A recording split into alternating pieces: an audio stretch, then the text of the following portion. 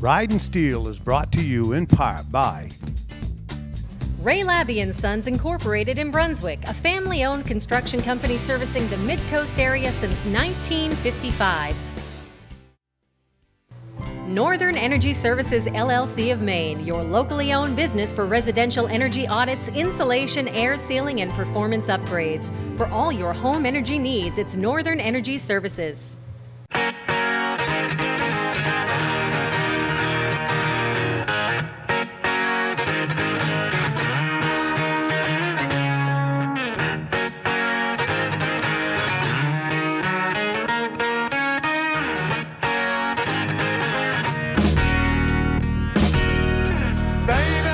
Good morning, ladies and gentlemen, and welcome back to Ridin Steel. Today I'm in Saco, Maine at the Hewitt Veterans Housing, Arthur B. Hewitt to be exact.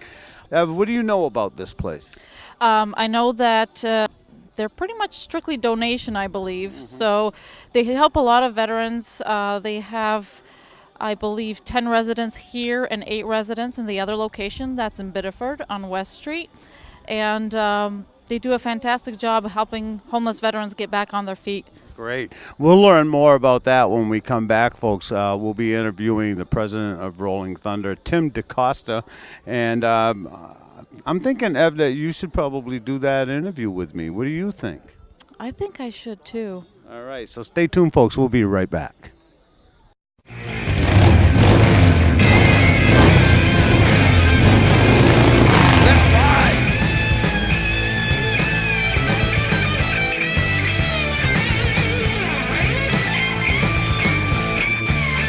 Hundred roaring engines riding steel, hearts gleaming in the sun, we're riding steel. The rubber hits the road, I'm done doing what I'm told. I'm doing what I want, riding steel. Leather on my back and the wind in my face. I'm one with the highway and with the human race. This iron horse will separate the bull from what is real. It's the nature of the beast, we're riding steel. It's the nature of the beast, we're riding steel. We're riding steel. Okay, we're back, and with me I have Ev, of course, on the end, and I got Tim DaCosta with us. He is the president of Rolling Thunder here in Maine, right? Yes, now, sir. how many chapters of Rolling Thunder are there in Maine? Just one? Just one right now. We hopes to start another one soon, but right now there's only one. And your membership is how strong? Pretty strong. We have about 45 members, maybe a little less, give or take a little, but it's about 45 members. When Ev and I were doing the opener of the show, we mentioned that we are here at the Arthur B. Hewitt Veterans Housing, and Ev gave a brief accounting of what this place is all about. We're kind of wondering, just how many residents are here. Well, why don't you tell us as much as you can about it? This is rides for 2 homes. It's for the Biddeford home and the Hewitt House here. Both are transitional homes for homeless veterans. They take homeless veterans in, they rehab them because most people that are homeless are for drugs or alcohol. They rehab them so that they are off of drugs or alcohol. Then they live here rent-free for a little while. Well, at the Biddeford home, it's pretty much rent-free. They find them jobs. After they get jobs, then they can start paying rent until their VA gives them an apartment and a place So to they live. give them a new start, so to speak, right? Exactly. And It's kind not of set them up? It's not a handout, it's a hand-up. Yeah, what do you think of that, Ev? I think that's an awesome idea, and I think that there should be more places like this. There's a lot of homeless veterans out there that are not acknowledged, and they need more help, and they need us, the community, to do that. And, so is this like Rolling Thunder's mission to take care of these veterans' housing? Tell us a little bit about the veteran housing itself. Is this a government-funded program, or is this an independent thing that is dependent upon the charity of others? It's independent. It's run by Volunteers of America. They are nationwide, but these homes here are run by volunteers, and it's all charities. I don't believe they get any government help at all. I believe it's all from people like the people that are here with the ride today. Right. You had a nice turnout today. A great All turnout. right, we got an overcast sky, but the weather's holding out for us, and we're not getting rained on, and which is very pleasant always, right? But we will ride in the rain if we have to do this, right? Right. And okay, well, thank you, Tim, very much for you. what you do, and Thank I you for wish your you all the support. best of luck, and I hope that you do get more chapters built up and more support for Rolling Thunder. Sure. And if people wanted to contact you to join your group, how would they do that? You can look up Rolling Thunder, Google Rolling Thunder Maine, and you'll get our website, and you can contact me that way. Excellent. Well, thank you so much for what you do. Thank you. Thank you very Appreciate it. much. Okay, great.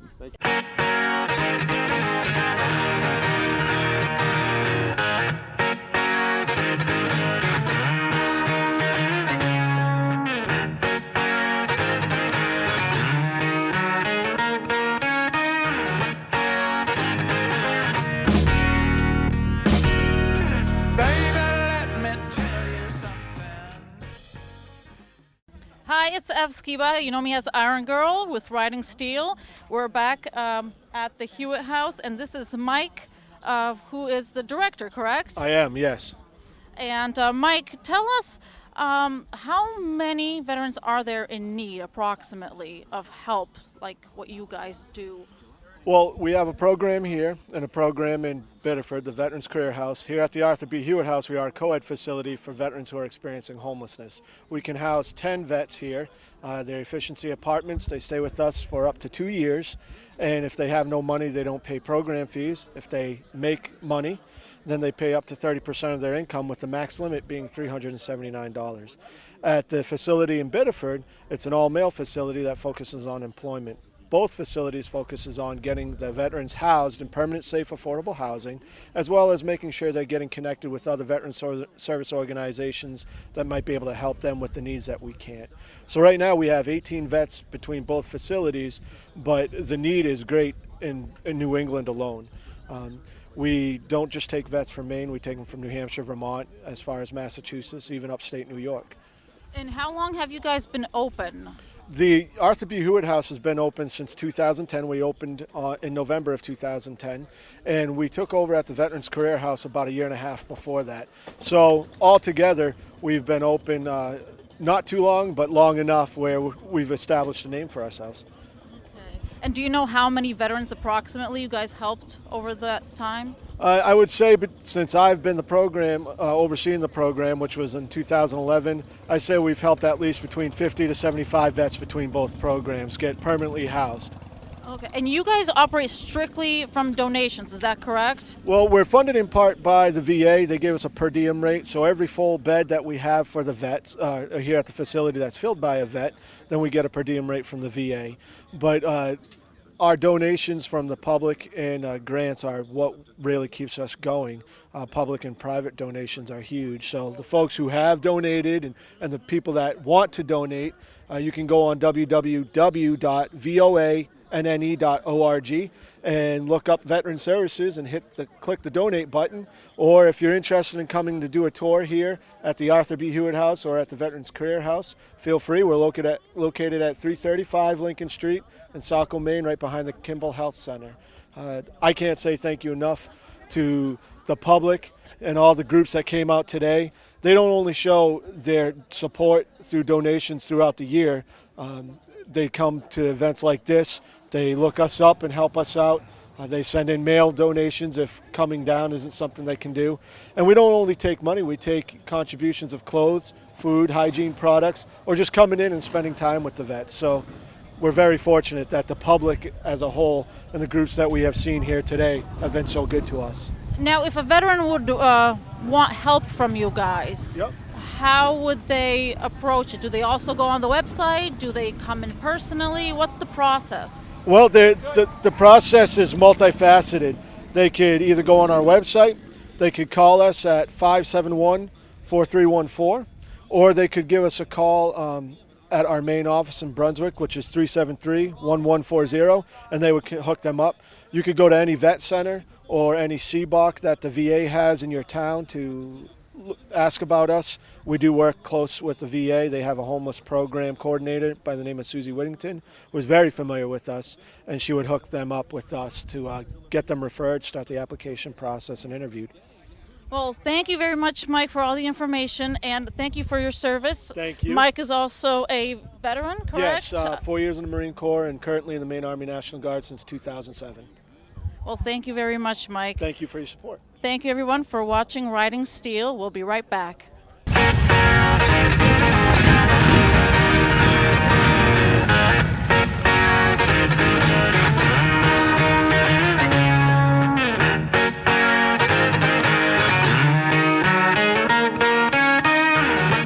There was a point-in-time survey done this past January, and statistically, there's roughly around 400 plus veterans who are in need of housing, who were identified as being homeless.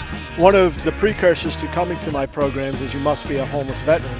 And then once the veterans get into our program, if we can't help them with a specific need, we hook them up with somebody who can, because we are an agency that is what we call a no wrong door agency. So if we don't have the answers or the help that they need, we will lead them to the place they can get those answers and help with. In 2012, there was a study done in the United States, and there were 60,500 plus homeless veterans in the United States alone.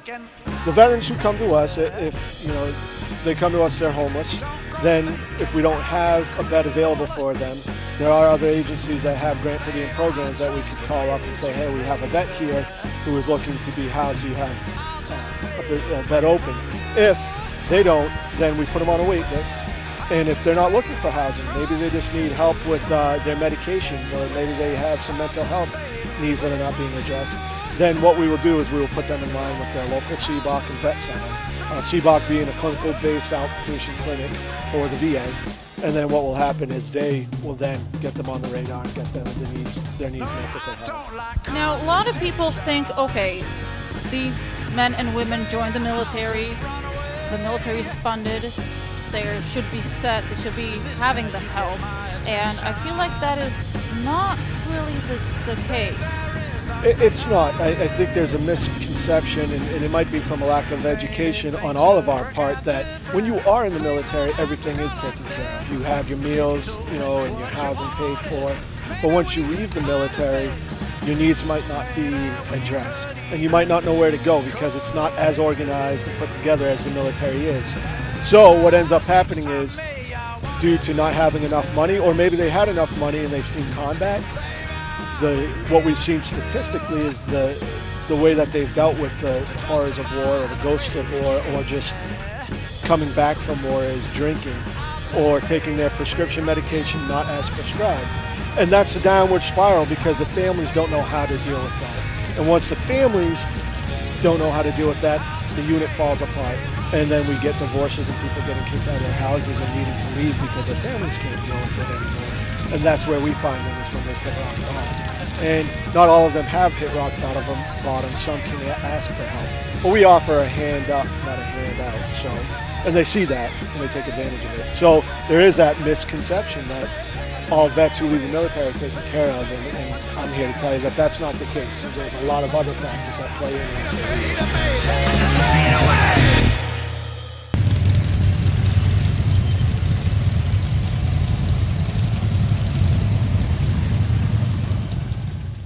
I'm here now with Bruce Knight. He is the president of the Patriot Riders Maine Chapter 1. And, although this is a Rolling Thunder event, I look around and I see Patriot Riders supporting this particular run. And so why I pulled you aside, Bruce, is because I wanted to talk about that. You're here at the Arthur B. Hewitt Veterans Housing, and does the Patriot Riders Chapter 1, donate money to support this particular program? Our members do. We do. We've been supplying the food here. On an individual basis or as a group basis? As a Patriot Rider thing. But we just got shut off because where we was getting the food shut down. So now we're looking for another place to get food. What do you mean? You get shut off from what? Well, it was like a food pantry. Oh, okay. And they donated the food and they had problems and they closed down. So now we're looking for another place to get the food from. We was getting 3,000 pounds of food a month. Oh, you did? Yeah, and we're supplying here and the career house. And how long were you doing that for?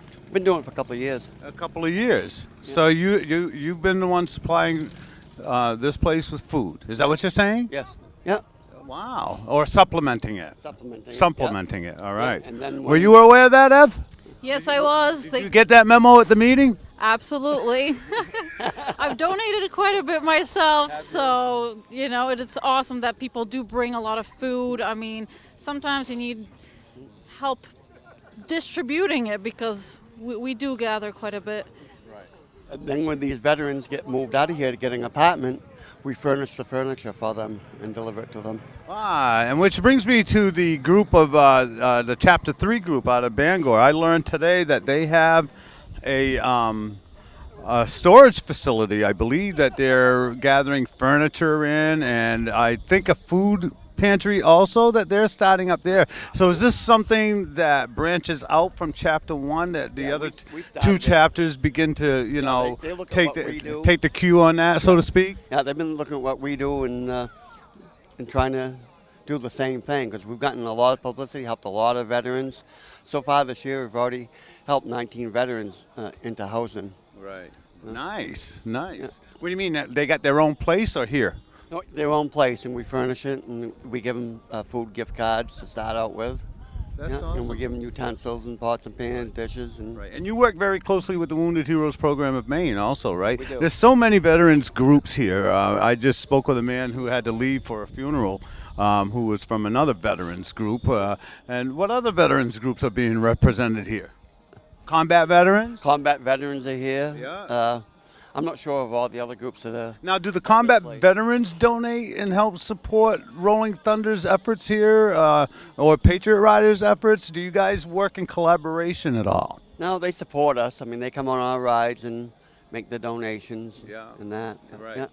And do you go on theirs? Yes, we do. Yeah, that's right. One hand washes the Yeah. other, right, brother? All right. We're all here for the same cause. Right. And Ev, Ev has been helping me out with today's show, and I really am appreciative of that. I wish you could come around more often. I really do. But, you're also a Patriot Rider. And, why don't you explain to me why you were inspired to join the Patriot Riders? Oh, well, I always wanted to serve in the military myself. I wasn't able to due to some medical issues, and I figured if I can't be in the military myself, I'll do whatever I can to help the veterans and those who are serving. And I found out about the Patriot Riders, and I just wanted to be a part of that group. So whoever I can help, however, if I have the means, if I can do anything, I want to be able to do it. And you've been a member for what, about 5-6 years now? Actually, it's going to be 4. 4 years? Yeah, I can't believe it. Right when Chapter 1 was starting, shortly afterwards, is when you came into the picture, right? Yeah. And she got the nickname Iron Girl, by the way, because she was, in a triathlon or some crazy thing like that? I don't know why you would do such a thing, but what was it that got you that nickname? It was the Run for the Fallen, and it was a 42-mile benefit run route from Algonquin to Portland. That was in 2012, and I started the run at the beginning, and I figured I'll just run as much as I can. And every time we would stop at a station, there was a brief stop to say a prayer every kilometer for each fallen hero from the state of Maine. I just figured, I can't stop because if I stop, I'll miss one station. And how do I choose which veteran I'm not going to honor? So I just kept going, and I ended up running 42 miles. So you got, the man of steel beat, because I can't even ride 45 miles without having to stop, okay? And You're getting old. so congratulations, absolutely. Hey, I pace myself, Bruce, all right? It's not about getting old, it's about pacing myself. Jeez, I'll tell you. These guys, they're hard on you. Also today, we have a bunch of shirts that we're going to donate to the veterans To the here. veterans here? Yeah, Right. All right, well, I'm hoping that I can get a brief tour of this facility before I leave here today. Just got to give you folks at home an inside look as to the accommodations that they have here for these veterans. Thank you so much, Bruce. And people want to join you. How do they, if there's people out there who are patriotic and they want to join the Patriot Riders Chapter 1, how would they go about doing that? We meet on the second Wednesday of the month at the VFW in Sanford, Maine on Hutchinson Street. It's right off from School Street. You come there, fill out an application, and then you're a member. And to be a patch member, you have to attend 4 meetings and 4 events. All right, Chapter 1 reaches out to what part of the state of Maine? From Portland all the way to New Hampshire, and we go into New Hampshire. Right, and Chapter 2 reaches out to? From North Portland to Augusta. Okay.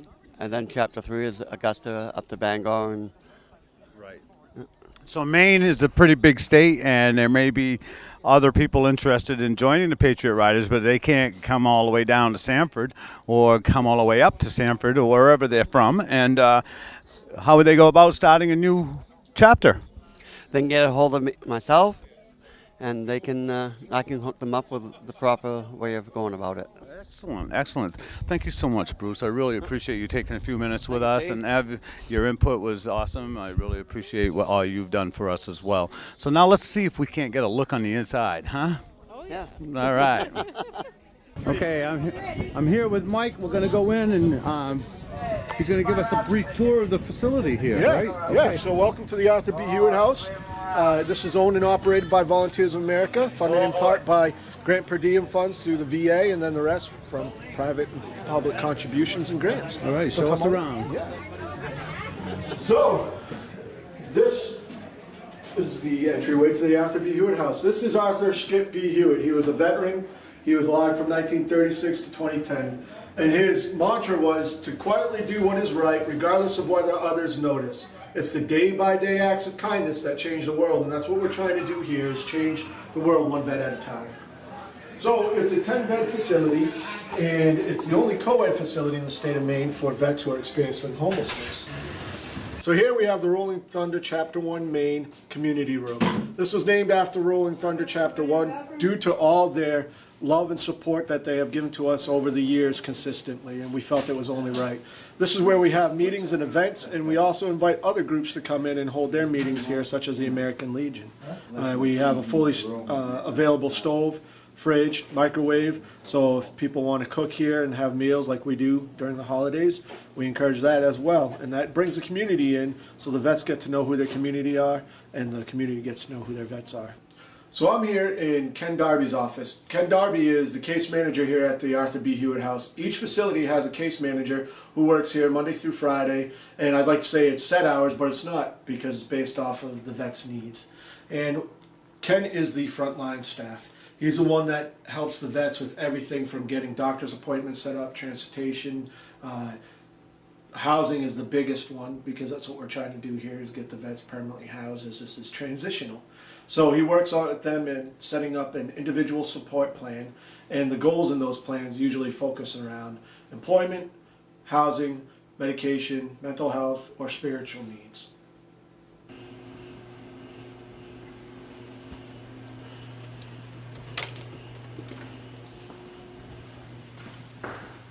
And here we are in the fitness facility.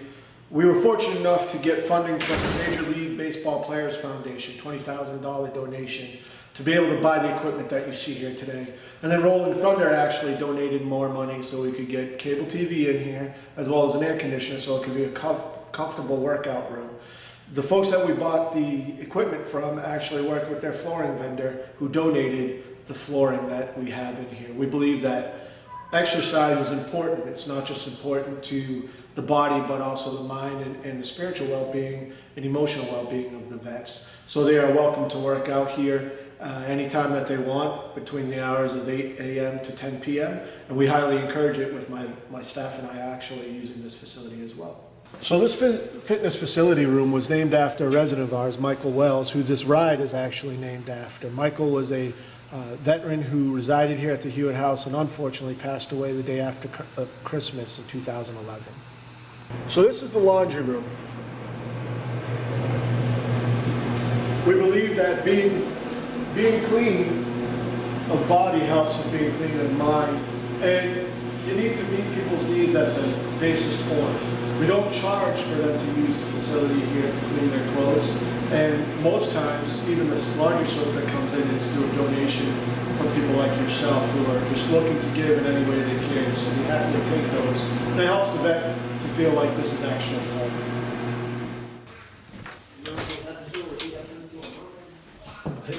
Oh, you got a nice office. I do. I'm very fortunate. This is my office. This is where I come to work when I'm not at the other facility in Biddeford, or if I'm not on the road, which my job takes me on the road quite a bit at times to bring awareness to veteran homelessness, but also to the programs that we have going on here. I'd like to say that this is where the magic happens, but as I told you before, actually it's Ken's office that all the hard work and magic happens. I'm fortunate to be able to be here with somebody of that caliber and offer my support to the vets and to Ken. Can we get makeup and hair, please? Yeah. This is Evan Poole. He's actually one of the vets here. Oh, nice. At the facility. Nice to meet you, Evan. Nice to meet you too. Yeah. So this is our other community room, which is upstairs. And what we find is that because a lot of the vets don't have cable TV in their room, we don't provide that. We do in the common areas. We find that a lot of vets get together to watch shows that they have in common, and that's how they become friends and hit it off. And we have had a couple vets here who, because of that, say like, you know, Gunsmoke or something like that, an old school show, they've stayed friends after leaving here because that tie, that little thing is what bound them together. So. Yeah, I'm a Gunsmoke fan, man. Absolutely. I don't And hate Bonanza. Bonanza. yeah. The Bonanza was the other one. They would come out here and watch both on TV Land. So. Yeah, awesome. So you have 1, 2, 3, 4, 5 rooms up here. Six rooms actually. Six rooms up here and 4 downstairs. Right, and so the rooms are like 1 room or 3 efficiencies. rooms. They're 1 room efficiencies. Yeah. So their bathroom, their kitchen, and living space are all in one place. And obviously they're all occupied. They are all occupied. Right. Yep. Okay. We're full up, and we have a wait list, but we're always taking more. Right, and we'll respect the privacy of those folks and not We will. go into their room. Right? Correct. Okay. Yeah. Just because it's the weekend, and we try to keep. You know, this is their off day. We don't want to. Right. Well, listen, Mike. Thank you so much for the brief tour here. You're I welcome. really appreciate it. Okay? I appreciate you all being here. Thank you. Okay.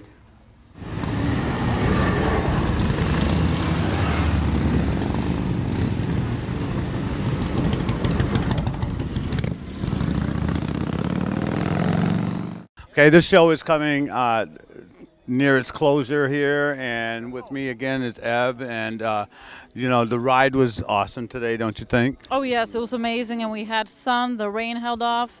There isn't any still, so the event afterwards is going. We got food, and raffles are coming up, so it's a beautiful day for that. Yeah, we had a police escort through the whole thing, and it was very well paced and you know, well handled. I mean, you know, everywhere we went, the cars were pulling over on the side of the road to allow us access and to allow the officer who was blocking the traffic at the last turn to speed back up to the front and be prepared for the next block, right? And so it was a very safe ride today and very fun ride, and I'm so glad it didn't rain on us. We're waiting for that ride home probably, right?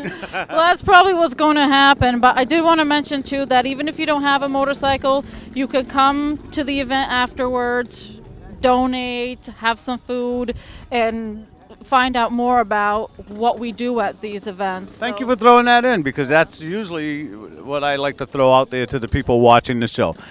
You want to meet some great people, make new friends, be part of something bigger than yourself, go to my calendar at ridinsteel.com, register as a member, find me on Facebook under Stephen Marois, learn of all the events that are taking place every weekend. We are out here going sometimes to, you know, 1 to 3 events a day, and you know, it really will open up your world, and you'll be amazed at some of the people that you will meet along the way.